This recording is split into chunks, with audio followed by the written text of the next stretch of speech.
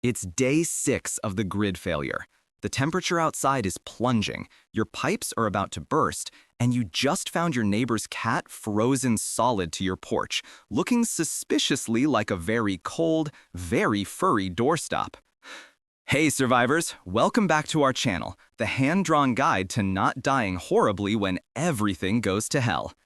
Today, we're sketching exactly how to stay warm without fire, so you don't become tomorrow's cautionary tale. Because when the power drops and the mercury plummets, your biggest threat isn't the looters, yet it's the quiet, insidious creep of hypothermia.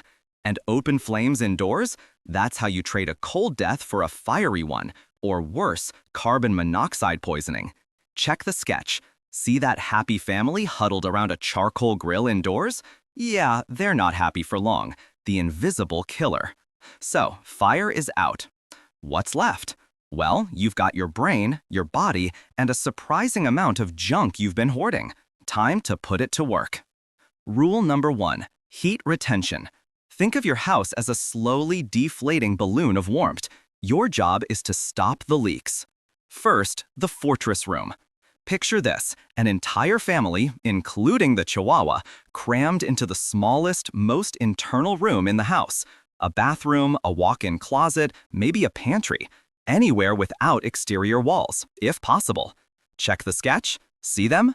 Huddled together, blankets draped over the doorframe, towels stuffed under the door crack. They look miserable, but they're still alive. Unlike poor Mildred, who tried to heat her entire McMansion with a single candle. Classic rookie mistake. Next, window fortification. All windows, especially north-facing ones, need to be blocked. Cardboard, sleeping bags, blankets, those reflective emergency blankets, tape them up. Every crack, every draft is stealing your precious heat.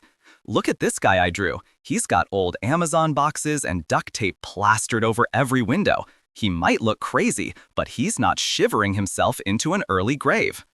Rule number 2, layer like a maniac, but a smart maniac. Forget fashion. This is about survival. You need multiple loose layers, not one big bulky coat. Layer 1, base layer. Something moisture-wicking, not cotton. Cotton kills people. When you sweat, cotton gets wet and stays wet, sucking heat right out of you. Wool or synthetics are your friends here. See that shivering idiot in the sketch wearing a damp cotton t-shirt? That's your before picture. Layer 2, insulation. Fleece, wool sweaters, down vests, these trap air, which is your actual insulator. Layer 3, outer layer. Wind and water resistant, a shell. This keeps the elements out. And for the love of all that is holy, cover your head. You lose immense heat through your skull. A hat, a balaclava, a wool sock, just cover it. And hands and feet. Frostbite doesn't care how cool your fingerless gloves look. Check the sketch. This guy's got a ridiculous wool hat, 3 pairs of socks, and mittens. He looks like a cartoon character, but he's warm. Rule number 3, you are your own furnace. Your body generates heat, a lot of it. The trick is to keep it and to generate more when you need to. Huddle power. This is where family, roommates, or even just pets become indispensable. Create a human sandwich. Share blankets. Drape sleeping bags over each other. The more bodies in a small space, the warmer it gets. See that little detail I drew in the corner? That's a very grumpy cat, reluctantly snuggled between 2 shivering humans, doing its part. Movement, but not too much. Light exercise can warm you up. Jumping jacks, pacing, push-ups. But be careful.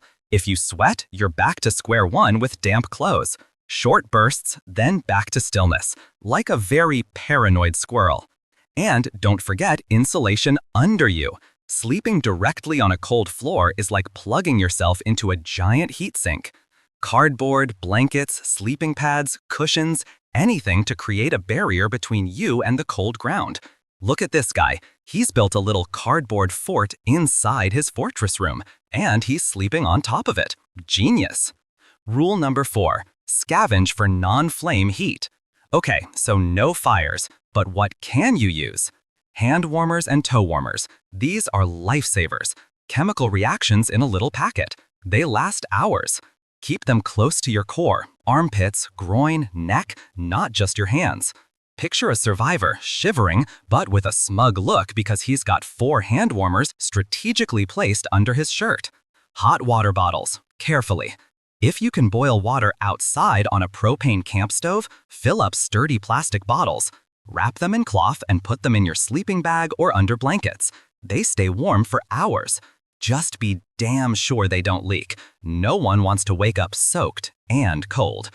Trust me. Food as fuel. Your body needs energy to generate heat. Keep calories coming in. High-fat, high-carb foods. And stay hydrated, ideally with warm drinks if you can manage it. A thermos of weak, warm tea can feel like a godsend. Remember the guy who thought he could survive on artisan kale treps? He didn't make it. You need dense, calorie-rich food. Bottom line, in a winter grid failure, your biggest threats aren't the things you see in movies. It's the quiet, relentless cold and your own unpreparation. That's it for today's page from the Apocalypse Sketchbook.